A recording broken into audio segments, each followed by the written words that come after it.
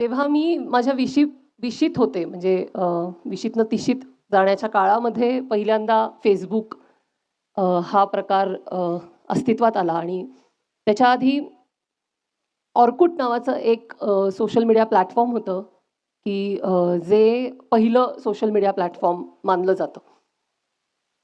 त्याच्यावरती आम्ही सगळे विशीतले लोकं त्यावेळेला होतो आणि कालांतराने ऑर्कुट बंद झालं. कारण फेसबुक आलं. आणि Facebookनी ऑर्कुटला खाऊन टाकलं. म्हणजे एका राक्षसाने छोट्या दुसऱ्या राक्षसाला खाल्लं आणि त्याच्यानंतर जग बदललं. ऑर्कुटच्या आधीचं जग आणि ऑर्कुटच्या नंतरचं जग हे पूर्णपणे वेगळं आहे. डिजिटलायझेशनच्या आधीचं जग आणि डिजिटलायझेशनच्या नंतरचं जग हे पूर्णपणे वेगळं आहे आणि त्यातही म्हणजे आधुनिक काळामध्ये 3 क्रांती मानल्या जातात, ज्यांनी तुमचं, माझं, आपल्या सगळ्यांचं जगणं बदललं. आपण ज्या पद्धतीने विचार करतो, आपण ज्या पद्धतीने व्यक्त होतो, आपण आपल्या आजूबाजूचं जग ज्या पद्धतीने बघतो, त्याला प्रतिसाद ज्या पद्धतीने देतो, ह्या सगळ्या मूलभूत गोष्टींमध्ये बदल झाले 3 गोष्टींमुळे. पहिली गोष्ट मानली जाते ती म्हणजे अर्थात इंटरनेट. कारण ते आलं नसतं तर हे काहीच घडलं नसतं. त्याच्यामुळे पहिली क्रांती जी झाली ती इंटरनेटची झाली. दुसरी क्रांती झाली ती सोशल मीडियाची झाली. कारण माणसं अचानक एकमेकांच्या फार जवळ आली आणि आपण एकमेकांशी इतके कनेक्टेड का आहोत ह्या प्रश्नाच्या उत्तरांपर्यंत पोहोचण्याच्या आधीच माणसांच्या मनाच्या स्तरावरती बऱ्याच उलथापालथी व्हायला सुरुवात झाल्या. आणि तिसरी ह्या सगळ्याची क्रांती मानली जाते ती म्हणजे मोबाईल फोन. कारण हे सगळं इंटरनेट असेल, सोशल मीडिया असेल किंवा इंटरनेटशी निगडीत विविध प्रकारच्या गोष्टी ज्या आहेत, त्या एकाच गॅजेटमध्ये किंवा एकाच यंत्रामध्ये येऊन थांबल्या. जे आपल्या सगळ्यांच्या हातात आत्ता आहे, मोबाईल नावाचं यंत्र. त्यामुळे ह्या 3 आधुनिक जगाच्या क्रांती मानल्या जातात, की ज्यानी तुमचं, माझं, आपलं सगळ्यांचं, येणाऱ्या पिढ्यांचं, आपल्या मुलांचं, सगळ्यांचं जगणं बदललेलं आहे.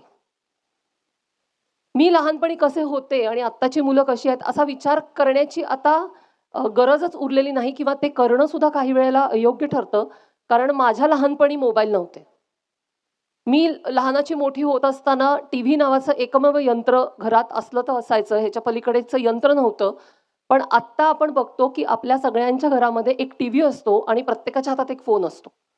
म्हणजे टीव्ही नावाचं एक सगळ्यांचं कॉमन सार्वजनिक यंत्र आणि शिवाय प्रत्येकाचं वेगळं-वेगळं एक गॅजेट, वेगळं-वेगळं एक यंत्र अशी म्हणजे जसं आत्ता मी कराडला येत असताना खूप ट्रॅफिक जॅम होता एका ठिकाणी. तर तो माझा जो बरोबरचे होते ते एकदम पटकन म्हणाले, की "कसं झालंय ना, रस्ते छोटे आणि प्रत्येकाच्या हातात वाहन." तसं झालंय आपलं, की आपण आपल्यासाठी तंत्रज्ञान काय आहे हे समजण्याच्या आधी प्रत्येकाच्या हातात एक वस्तू आलेली आहे मोबाईल नावाची आणि त्याच्यामध्ये जे जग आहे, ते जग आपल्याला वाटतं त्याच्यापेक्षा बरंच कॉम्प्लेक्स आहे. बरंच गुंतागुंतीचं आहे आणि बरंच अकराळ-विक्राळ आकाराचं आहे. म्हणजे असं मानलं जातं, की इंटरनेटचं जे जग आहे त्याला अंत नाही. ते कुठे संपतं माहिती नाही. त्याची खोली किती आहे माहिती नाही. त्याचा आवाका किती आहे माहिती नाही. ते अनंत आहे. जेव्हा आपण एका अशा जगामध्ये डोकवून बघत असतो, की जे अनंत आहे, ज्याला फुल स्टॉप नाहीये, जे कुठेही थांबू शकत नाही, थांबवता येऊ शकत नाही, ज्याची खोली आपल्याला माहिती नाही, ज्याची व्याप्ती आपल्याला माहिती नाही, तिथे आपण कुठलाही विचार न करता जर भरकटत फिरत असू, तर त्याचे काही ना काही दुष्परिणाम हे आपल्यावरती होणार आहेत किंवा होत आहेत. आणि त्याच्यातलाच एक जो गंभीर विषय आहे त्याच्याविषयी आज मी बोलणार आहे. कारण माझ्या कामाचे विषय अनंत आहेत. पण आजचा जो आपला प्रामुख्याने विषय आहे तो डिटॉक्सचा आहे किंवा अगदी सोप्या भाषेत सांगायचं झालं तर आपल्या मोबाईलचा चांगला सुजाण वापर कसा करायचा आणि त्याचे धोके, त्याचे दुरुपयोग किंवा त्याचे जे काही त्याच्यातनं निर्माण होणाऱ्या समस्या आहेत, त्या समस्या आपण कशा सोडवायच्या याच्यासाठीचा विचार, याच्यासाठीचा प्रयत्न एवढाच आजचा आपला मर्यादित विषय आहे. जेव्हा मी मोबाईल असा म्हणते, तेव्हा आठवून बघा, की आपण मोबाईल कसा वापरतो. भारत हा जगातल्या पहिल्या 3 देशांमधला देश आहे, की जिथे माणसं सकाळी उठल्यानंतर सगळ्यात पहिलं काय करतात? तर मोबाईल हातात घेतात. ब्रश पण करत नाहीत. तोंड पण धुवत नाहीत. काहीही करत नाहीत. गादीतनं बाहेर पण येत नाहीत. त्याच्या आधी असं सुरू WhatsAppवर काय आलंय? काल केलेल्या पोस्टला रिप्लाय काय आलेत? गुड मॉर्निंग म्हणायचंय, सुप्रभात म्हणायचंय, गुड नाईट म्हणायचंय, काय जे काय असेल ते. सुरुवात म्हणजे बाकी काही करो न करो माणसांनी आयुष्यात उठल्या उठल्या सुप्रभात म्हणणं आणि मोबाईल ऑन करून व्हॉट्सअपवर जाणं, हे केलं नाही तर जगबुडी होईल का काय? इतकी भीती वाटावी अशा पद्धतीने माणसं उठल्या उठल्या मोबाईल हातात घेतात. आणि मग तो दिवसभर वेगवेगळ्या कारणांसाठी आपल्या हातामध्ये असतो. म्हणजे तुम्ही सहज ऑब्झर्व्ह करून बघा, आपल्यापैकी अनेक माणसं असं करतात, की मोबाईलमध्ये काहीही नवीन माहिती आलेली नसते, कुठलंही नोटिफिकेशन आलेलं नसतं, कोणी फोन केलेला नसतो, नवा मेसेज आलेला नसतो, काहीही झालेलं नसतं, तरी पण आपण फोन उचलतो, उघडतो, बघतो, खाली ठेवतो, परत उचलतो, परत बघतो, परत खाली ठेवतो. एखादी मेकॅनिकल ॲक्शन व्हावी, तांत्रिक क्रिया व्हावी. जसं गाडी चालवायला एकदा माणूस शिकला, की त्याला मेंदूला हे सांगायला लागत नाही, की आता डावीकडचं वळण आहे, तू डावीकडे वळ. हे सांगायला लागत नाही आपल्याला. आपण मेकॅनिकली डावीकडे वळतो, उजवीकडे वळतो, पहिला गिअर टाकतो, दुसरा गिअर टाकतो. हे आपण इतकं ते मेंदूचं वळण तयार होतं, की मेंदूला या सूचना द्यायला लागत नाहीत. जेव्हा नवीन-नवीन गाडी चालवत असतो आपण, तेव्हा चढ आला, की आपल्याला ही सूचना स्वतःला द्यायला लागते, की आता फर्स्टवर टाकायचं नाही तर गाडी वर चढणार नाही. पण एकदा आपली सराईत गाडी चालवण्याची सुरुवात झाली, की आपण ह्या सूचना स्वतःला देत नाही. मेंदू आपल्या आपल्या पद्धतीने ह्या सगळ्या गोष्टी करतो आणि आपण गाडी चालवतो. कारण मेंदूला त्याची सवय होते, मेंदूला त्या इन्स्ट्रक्शन्स समजतात आणि मेंदूला हे कळतं, की हे सतत मला सांगण्याची गरज नाही. मला आता समजलंय, की इकडे डावीकडे वळायचं म्हणजे तू प्रत्येक वेळेला मला सांगायची सूचना द्यायची गरज नाही, की आता डावीकडे वळायचंय. मला बघून कळतं, की रस्ता डावीकडे गेलाय, मी आपोआप वळतो. तसं काहीसं मोबाईलच्या बाबतीत आपलं होऊ लागलेलं आहे, की आपल्याला स्वतःला आत्ता मोबाईल उघडायचा आहे का? आत्ता मला WhatsAppवर जायचं आहे का? आत्ता मला Instagram बघायचं आहे का? आत्ता मला YouTubeवर जायचं आहे का? हा प्रश्न मी स्वतःला विचारणं बंद केलेला आहे. रिफ्लेक्स ॲक्शन म्हणजे काहीही विचार न करता केलेल्या ज्या काही ॲक्शन्स असतात ना, की पटकन ॲक्शन्स होतात. आपण विचार नाही करत. तशा पद्धतीच्या क्रिया आपण आता करू लागलेलो आहोत. आम्ही कॉमनली हे बघतो काम करताना, की समजा तुम्हाला काही फोन आलाय किंवा मला एखादा मेसेज आलाय. तर तो मेसेज बघितल्यानंतर, तो फोन उचलून झाल्यानंतर माणसं सहजपणे WhatsAppवर जातात. काहीही गरज नसते. फोन साधा आलेला असतो, WhatsAppवर आलेला नसतो, मेसेज SMS असतो, WhatsAppवर आलेला मेसेज नसतो. तरी पण फोन हातात घेतला एकदा, की एकदा WhatsAppवर जाऊन यायचं असतं. हा नियम नाहीये. पण ही मेंदूला लागलेली सवय आहे, की एकदा फोन हातात घेतला, की एकदा WhatsAppवर फेरी मारून यायची. एक चक्कर मारून यायची. मग ती गरजेची आहे का? हा मुद्दाच तिथे उरत नाही. त्याच्यामुळे ना वेगवेगळ्या पद्धतीच्या समस्या आत्ता आपल्या सगळ्यांच्या समोर आहेत. आणि त्याच्यातली सगळ्यात मोठी जी किंवा गंभीर समस्या जी आहे, ती स्क्रीन टाईमची आहे. स्क्रीन टाईम म्हणजे आपण कुठल्याही स्क्रीनसमोर किती वेळ घालवतो दिवसभरात तो वेळ. मग त्याच्यात टीव्ही आला, त्याच्यात मोबाईल आला, त्याच्यात लॅपटॉप आला, कुठलंही तंत्रज्ञान किंवा कुठलाही स्क्रीन ज्याच्यासमोर आपण दिवसभरात वेगवेगळ्या कारणांसाठी बसलेलो असतो. त्याच्यातही टीव्ही आणि मोबाईल हा सगळ्यात जास्त वापरला जातो. ह्या टीव्ही आणि मोबाईलचा जो स्क्रीन टाईम आहे, हा स्क्रीन टाईम ही आपल्यासमोरची आत्ता अतिशय गंभीर समस्या आहे. कारण भारतातल्या सगळ्या माणसांचा ॲव्हरेज स्क्रीन टाईम मध्यंतरी आकडेवारी आली होती, तो 8 तासाचा आहे. म्हणजे माणसं 24 तासातले 8 तास या ना त्या कारणाने ऑनलाईन किंवा स्क्रीनच्या समोर बसलेले असतात.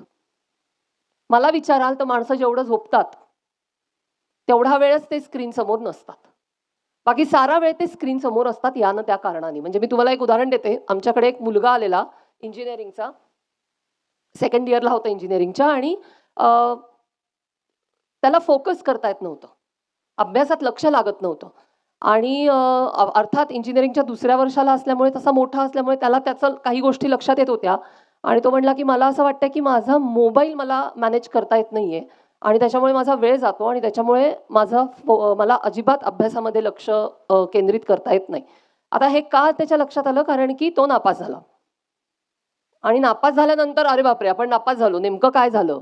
ह्याची जेव्हा त्यांनी स्वतःशी प्रश्नोत्तरं सुरू केली, तेव्हा त्याच्या लक्षात आलं, की आपल्याला अभ्यास करताच येत नाही. आपल्याला अभ्यासात आपलं लक्षच लागत नाहीये. मग आम्ही त्याला म्हटलं, तो माझ्याकडे आलेला, की मी काय करू? म्हटलं, आपण पहिले तुझा स्क्रीन टाईम किती आहे ते चेक करू. तो मला म्हणाला, "नाही, 3-4 तासापेक्षा जास्ती नाहीये." म्हटलं, "दिवसभरात 3-4 तास आहे तू गॅरंटेड मला सांगतोयस?" मला म्हटलं, "हो, हो, 3-1 तास मॅक्झिमम. त्याच्यापेक्षा मी हातच नाही लावत." म्हटलं, "बरं, ठीक आहे, हरकत नाही." मग आम्ही कागद पेन घेऊन बसलो. सकाळी किती वाजता वाजता उठतोस? सकाळी उठल्यानंतर काय करतोस? मोबाईल बघतो. म्हटलं बरं. किती वेळ बघतो? मग त्याने तो आकडा लिहिला. मग अभ्यासाला किती वेळ बसतोस? 2 तास बसतोस. मग तेव्हा मोबाईल कुठे असतो? शेजारीच असतो. मग तो किती वेळा मध्ये-मध्ये उचलतोस? तरी एक 5-6 वेळा उचलत असेन. म्हटलं बरं. मग त्याचा एकदा उचलल्यानंतर किती वेळ बघतोस? 2-4 मिनिटं, 5 मिनिटं असं करत-करत आम्ही त्याचा दिवसभराचा एक आराखडा तयार केला, की दिवसभरात तो काय करतो? आणि तो जे काही करतो त्याच्यात मोबाईलची भूमिका काय आहे आणि मोबाईल कुठे-कुठे असतो आणि किती-किती वेळ असतो?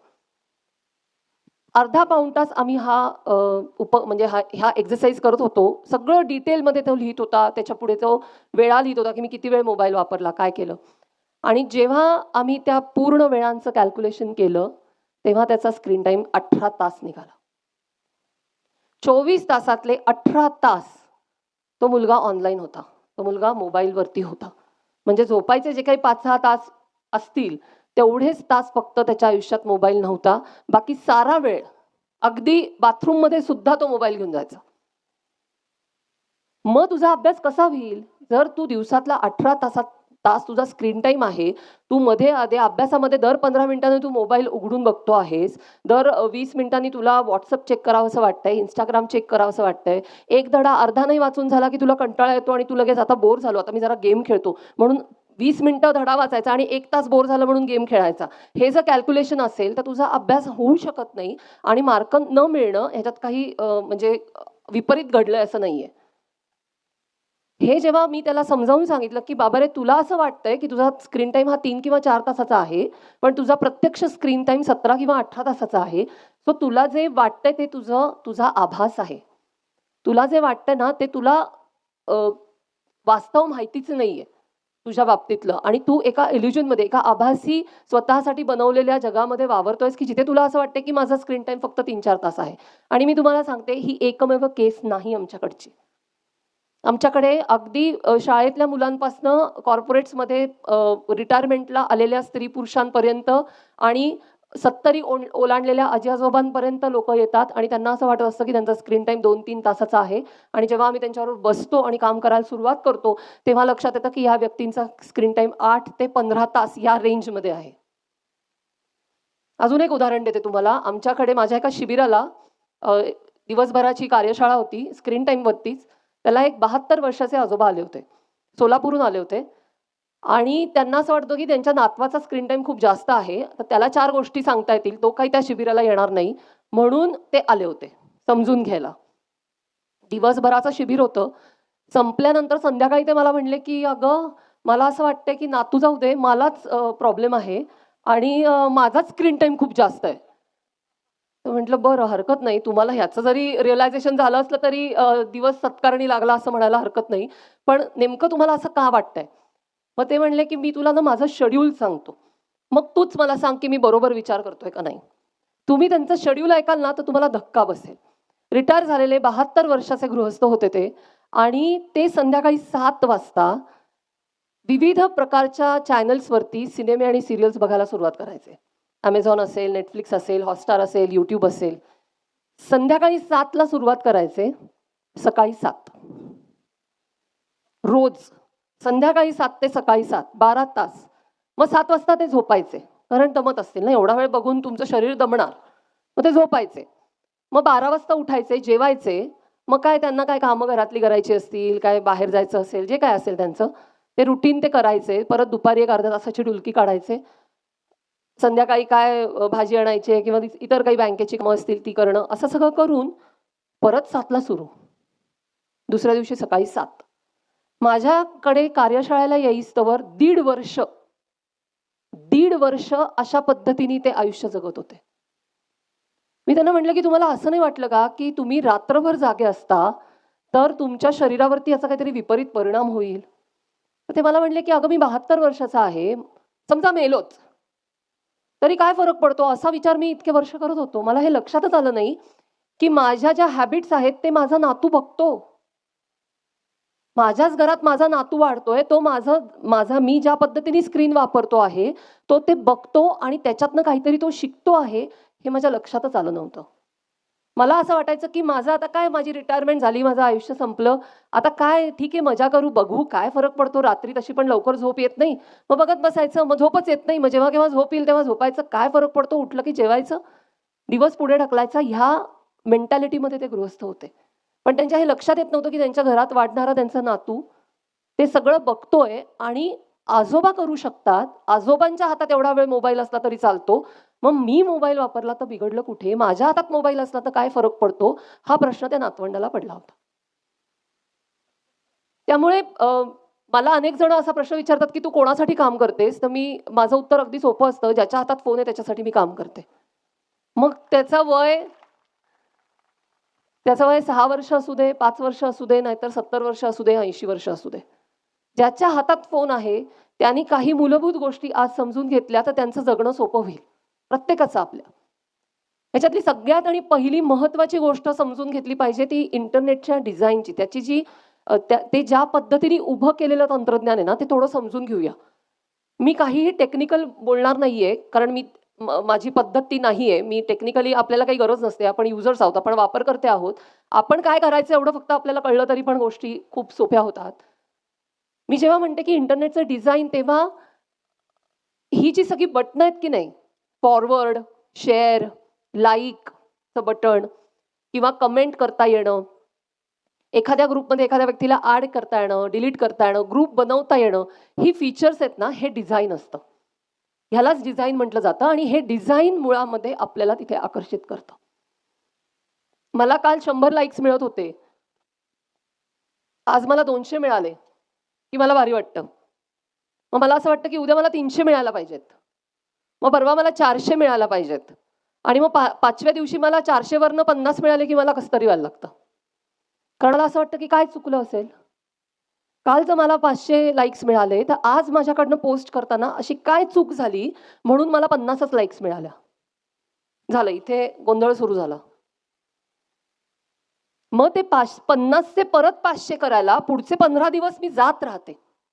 कारण मला सतत असं वाटत राहतं की कधीतरी मी 500 मिळवले होते, तर मला परत ते 500चे 1000 करायचे आहेत. मग आज माझी 50 वर आहे ना, मी परत करणार, मी परत जाणार, मी अजून काहीतरी वेगळं टाकणार, मी अजून इनोव्हेटिव्ह टाकणार. म्हणजे मग मला 100, 200, 500, 1000 असे लाईक्स मिळतील आणि मग मला बरं वाटेल. आमच्याकडे लोकं येतात, खूप वैतागलेली असतात. वेगवेगळ्या पद्धतीची माणसं येतात माझ्याकडे मदतीसाठी. त्याच्यातला एक जो घटक असतो, तो बहुतेक वेळा प्रचंड वैतागलेला, निराश झालेला, कंटाळलेला असा घटक असतो. वेगवेगळी कारणं असतात, वैयक्तिक कारणं असतात, नात्यांची कारणं असतात, ऑफिसमधले स्ट्रेस असतात, शिक्षणाच्या संदर्भातले मुलांचे अनेकदा त्यांचं शाळेतनं किंवा कॉलेजमधनं तयार होणारा जो ताण असतो तो असतो, अशी बरीच कारणं असतात. तर यांना विचारलं ना, की ठीक आहे, तुला ताण आहे, तुला स्ट्रेस वाटतोय, तुला छान वाटत नाहीये, तर तू काय केलंस ते बदलण्यासाठी? म्हणजे कोणाची मदत घेतलीस का? कुठे शिबिराला गेलास का? कुठे ट्रेकिंगला गेलास का? व्यायाम करतोस का? पळायला जातोस का? रात्री व्यवस्थित झोपतोस का? हे अगदी बेसिक प्रश्न आमचे असतात. तर बहुतेक वेळेला ह्याचं उत्तर नाही असं असतं. मग काय म्हणजे तुला बरं वाटावं ह्याच्यासाठी तू काय केलंस? तर बहुतेक वेळेला उत्तर असतं, मी डीपी बदलला.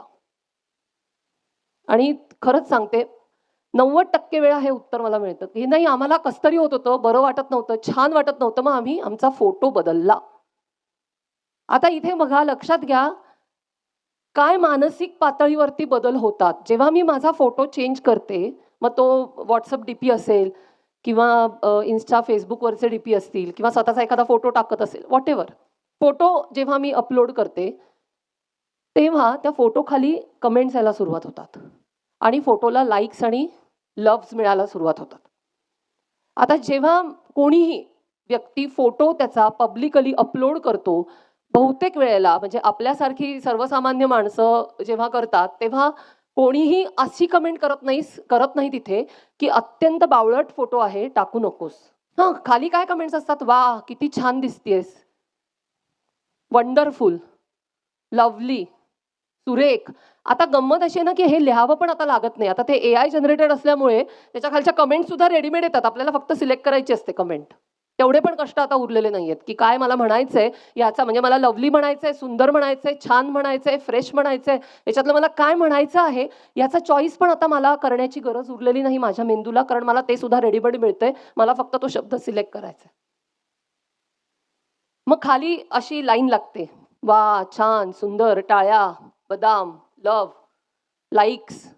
मग इकडे काय होतं मेंदूमध्ये, आपल्या मेंदूमध्ये डोपामाइन नावाचं एक रसायन आहे, हॅपी हार्मोन म्हणतात त्याला. ते स्त्रवाला सुरुवात होते. मला बरं वाटतं, छान वाटतं. गंमत अशी आहे की सिगरेट प्यायल्यानंतर जे वाटतं ना, तेच डीपी बदलल्यानंतर वाटतं. काहीही फरक नाही. मेंदू त्याच पद्धतीने काम करतो. मेंदू हा एकच अवयव आहे. तुम्ही त्याला काही फीड करा, तो अवयव म्हणून एकाच पद्धतीने काम करतो.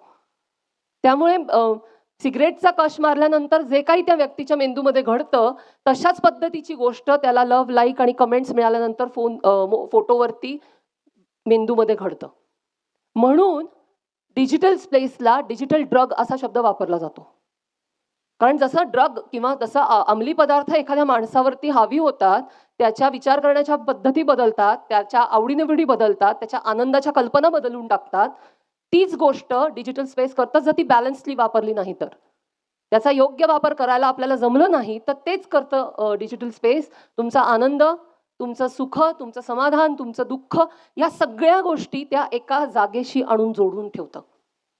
मला आनंद वाटला तरी तो मी तिथेच सांगणार आहे, मला दुःख वाटलं तरी तो मी तिथेच सांगणार आहे, मला समाधान हवं तर ते मी तिथेच शोधणार आहे, मला सुख हवं तर तेही मी तिथेच शोधणार आहे. अशी काहीतरी एक अत्यंत विचित्र अवस्था आत्ता आपल्या सगळ्यांची झालेली आहे. आणि कोणीही डिनाय करण्यात अर्थ नाही.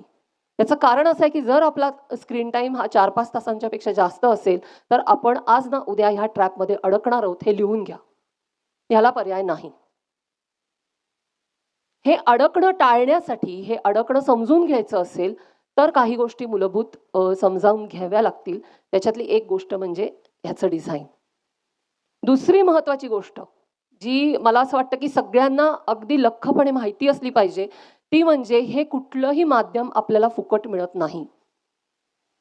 आपण WhatsApp वापरण्यासाठी किंवा Instagram वापरण्यासाठी, Facebook वापरण्यासाठी, वेगवेगळे गेमिंगचे व्हिडिओज किंवा गेमिंग ॲप्स वापरण्यासाठी पैसे भरत नसलो, तरी सुद्धा इंटरनेटचं जग आपल्याकडनं वाजवून किंमत घेतं. ही किंमत कशाची असते? ही किंमत तुमच्या डेटाची असते. डेटा म्हणजे वैयक्तिक माहिती. आपल्या सगळ्यांचे डिजिटल फुटप्रिंट्स असतात. फुटप्रिंट म्हणजे पाऊलखुणा. डिजिटल फुटप्रिंट म्हणजे काय? तर ऑनलाईन जगामध्ये, इंटरनेटच्या जगामध्ये गेल्यानंतर मी मुक्ता चैतन्य काय काय करते? ती काय अपलोड करते? ती काय डाउनलोड करते? ती काय बघते? ती काय ऐकते? ती काय वाचते? ती कोणाचे प्रोफाइल्स फॉलो करते? ती कुठले लेख वाचते? ती कुठले YouTubeवरचे व्हिडिओज बघते? ती कुठलं ई शॉपिंग प्लॅटफॉर्म वापरत असेल, तर ती कुठले ई शॉपिंग प्लॅटफॉर्म वापरते? ती कोणाला लव्ह देते? ती कोणाला लाईक देते? ती कोणाच्या प्रोफाइल्सच्या खाली कमेंट्स करते? ती कुठले व्हिडिओज किंवा कुठल्या पोस्ट शेअर करते? हे सगळं मिळून आपला डिजिटल डेटा तयार होतो. डिजिटल फुटप्रिंट्स तयार होतात. आणि इथे बसलेला प्रत्येक व्यक्ती ज्याच्या हातात मोबाईल आहे, त्या सगळ्यांचं माझ्यासकट डिजिटल प्रोफाईल असतं. म्हणजे ऑफलाईन जगामध्ये मी अशी दिसते, ऑनलाईन जगामध्ये मुक्ता चैतन्य कशी दिसते, हे ती काय करते ऑनलाईन जगामध्ये जाऊन याच्यावरनं ठरतं. ती कुठली वेबसाईट्स बघते, ती कुठली ॲप्स वापरते, ती कुठला सोशल मीडिया वापरते, ती कुठले काय सर्च करते Googleवरती जाऊन, ती Google मॅप्स वापरत असेल तर ती कुठे-कुठे जाते, कुठल्या-कुठल्या जागांना भेटी देते. हे सगळं जे काही अगदी एखादी छोटीशी कमेंट ती सुद्धा आपल्या डिजिटल प्रोफाईलमध्ये ॲड केली जाते आणि 24 तास, 12 महिने, दिवस-रात्र प्रत्येक क्षणाला आपलं डिजिटल प्रोफाईल हे अपडेट होतं.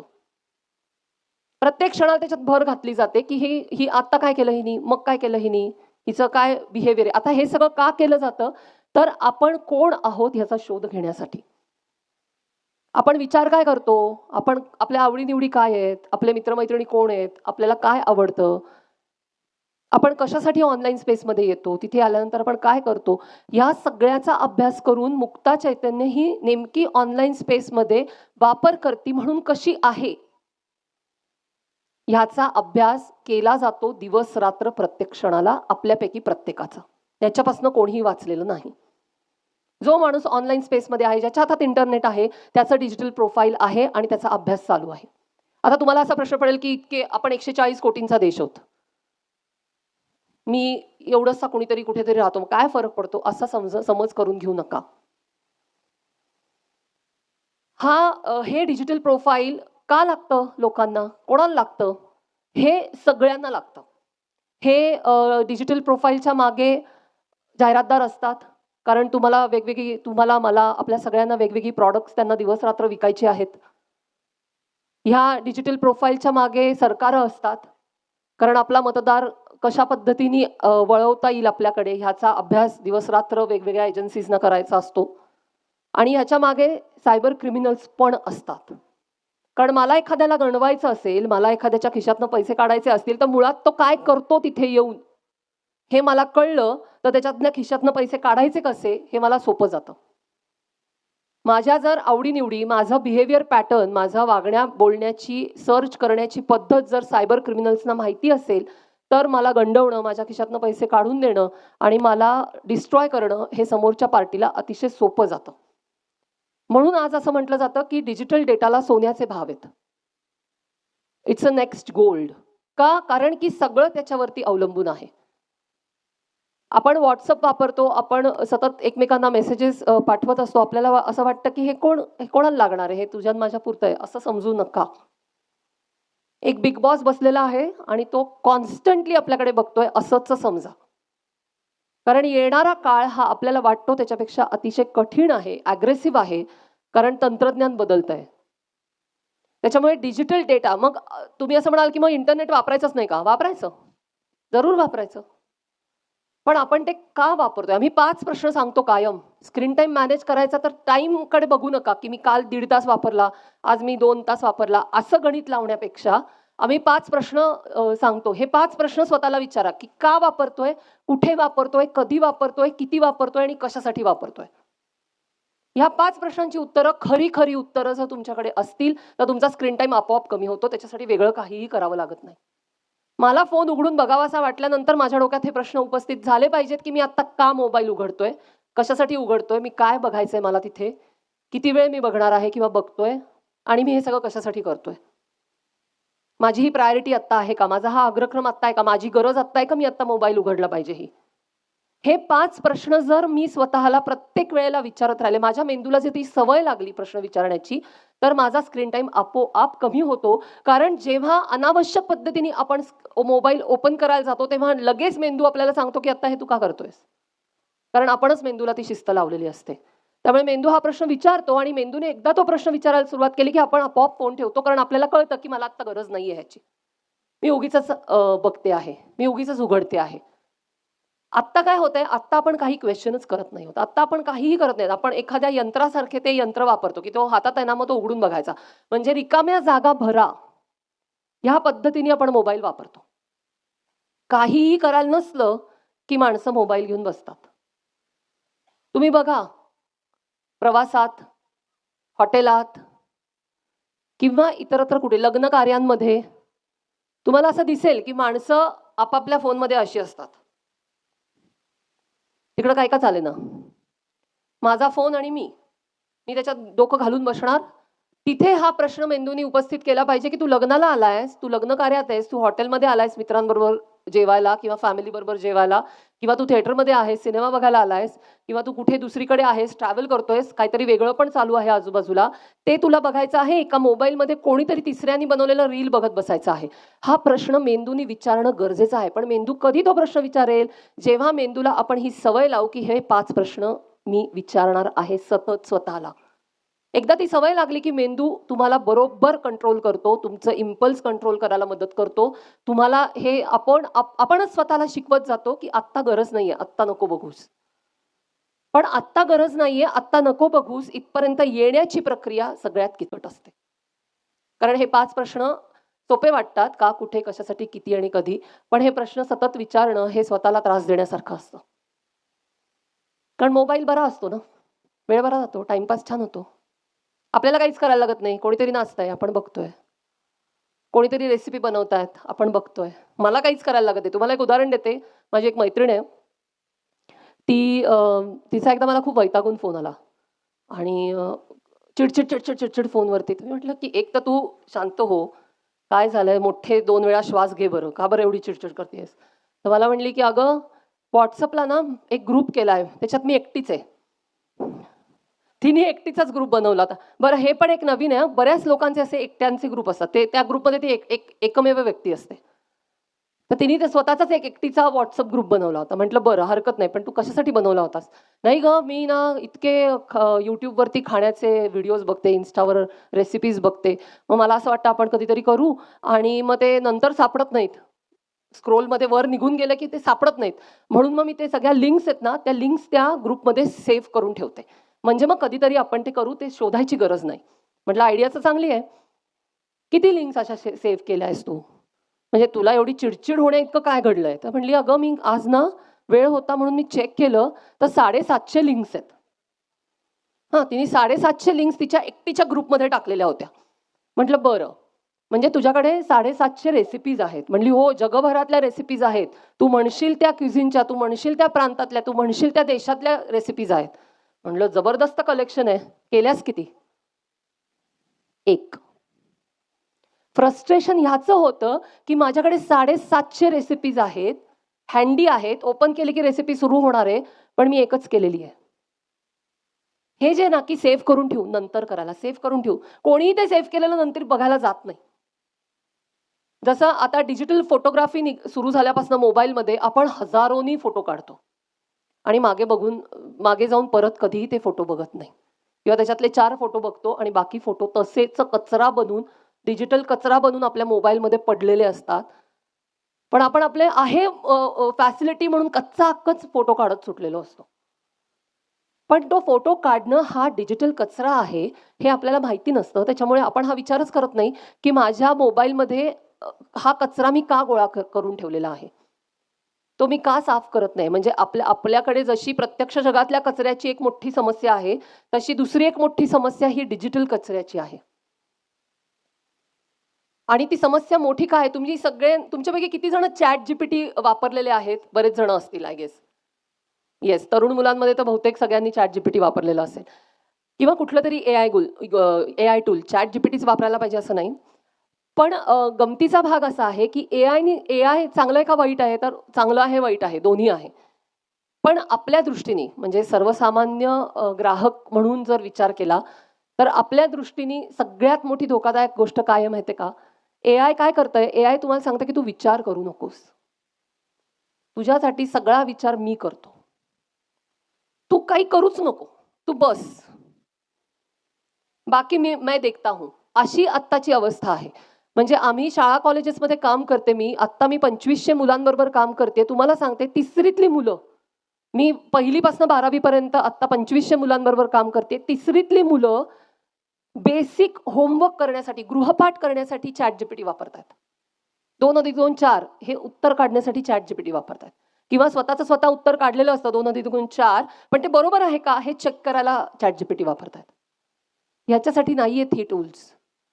पण ती इतकी सहज उपलब्ध आहेत आपल्याला, इतकी हँडी आहेत, आपल्या मोबाईलमध्ये उपलब्ध आहेत. त्यामुळे आपल्याला हे कळतच नाही, की ह्याची मला गरज आहे का नाहीये. आम्ही कॉर्पोरेट्समध्ये जेव्हा काम करतो, तेव्हा एक तिथले सर आहेत, ज्यांच्या कंपनीमध्ये मी रेग्युलरली स्क्रीन टाईम मॅनेजमेंटसाठी त्यांच्या एम्प्लॉईजसाठी काम करते.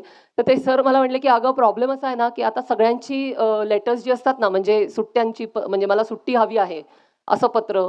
मी आजारी आहे म्हणून मला सुट्टी हवी आहे, असं पत्र. मला रेझिग्नेशन द्यायचं आहे किंवा मला काही दुसरं." सगळ्यांचे म्हणले ड्राफ्ट सेम असतात. सगळ्यांचे सेम ड्राफ्ट. सगळ्यांची सुरुवात सारखी, मध्य सारखा, शेवट सारखा, फक्त नावं बदललेली असतात. कारण सगळेजण ChatGPTवरनं घेतात. सगळेजण ChatGPTला वापरतात, की मला तू रेझिग्नेशन लेटर दे, मला तू लीव्ह लेटर दे, मला तू सिक लेटर दे, की ते ChatGPTचा एक फॉर्मॅट असतो. तो फॉर्मॅट येतो. लोकं फक्त तिथे स्वतःचं नाव, कंपनीचं नाव बस आणि ते झालं. छापायचं, पाठवायचं.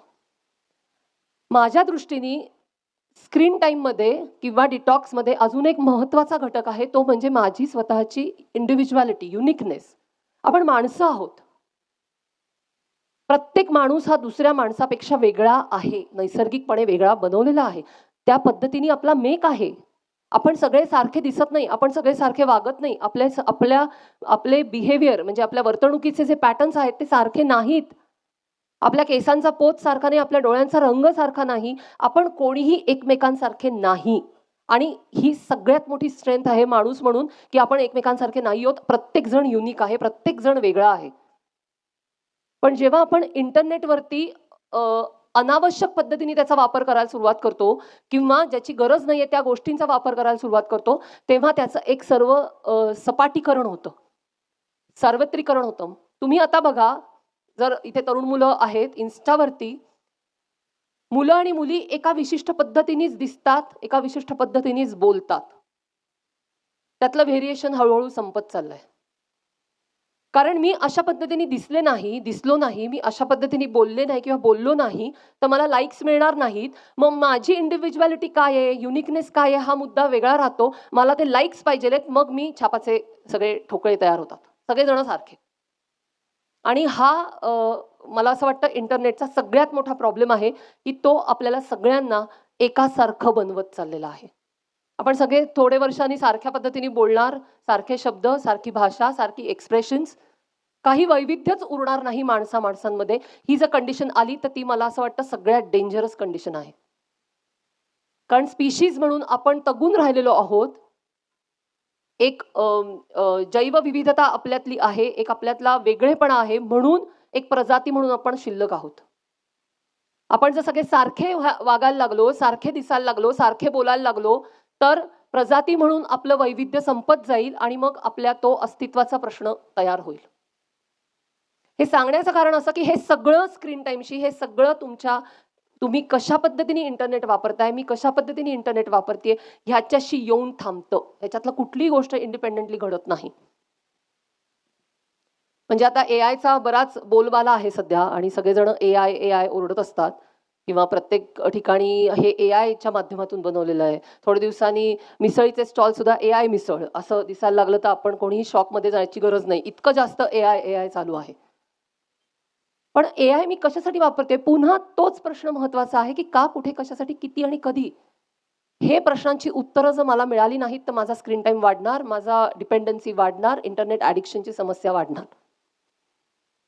आम्ही एक इंटरनेट डी ॲडिक्शन सेंटर चालवतो, इंटरनेट व्यसनमुक्ती केंद्र. 17-18 वर्षाची मुलं आमच्याकडे ॲडमिट होतात तेव्हा इतकी ॲग्रेसिव्ह झालेली असतात, इतकी ॲग्रेसिव्ह की आई-वडिलांना मारण्यापर्यंत गेलेली असतात. का? तर आई-वडील सांगतात की आता मोबाईल वापरू नकोस, गेम्स खेळू नकोस, सोशल मीडियावर जाऊ नकोस, मोबाईल बंद कर, दुसरं काहीतरी कर. एवढं सांगतात म्हणून ते आई-वडिलांवर हात उगारतात. अशा केसेस मी बघितलेल्या आहेत की जिथे पालकांना ॲडमिट करावं लागलेलं आहे. इतकं मारलं मुलांनी.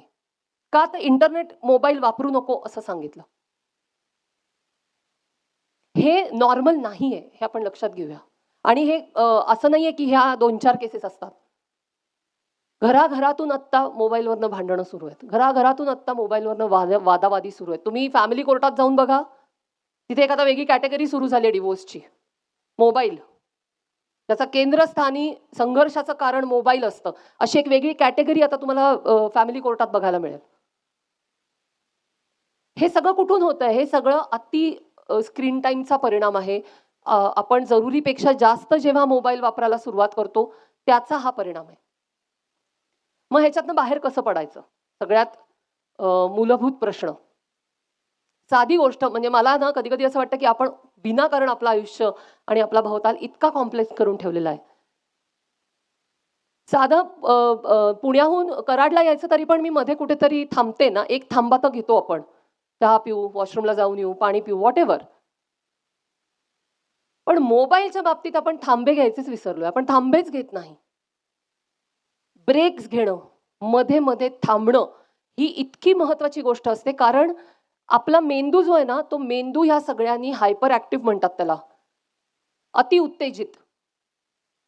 कारण सतत मोबाईल जेव्हा आपल्या डोळ्यासमोर असतो, त्याच्यात रंग असतात, त्याच्यात आवाज असतो, त्याच्यामध्ये वेगवेगळ्या गोष्टी चालू असतात, स्टोरीज असतात. म्हणजे अल्टिमेटली आपला मेंदू हा सतत ॲक्टिव्ह आहे. तो सतत काहीतरी रिसीव्ह करतोय, तो घेतोय सतत काहीतरी, कसला तरी विचार करतोय. त्याला थांबायला आपण स्कोपच ठेवलेला नाही.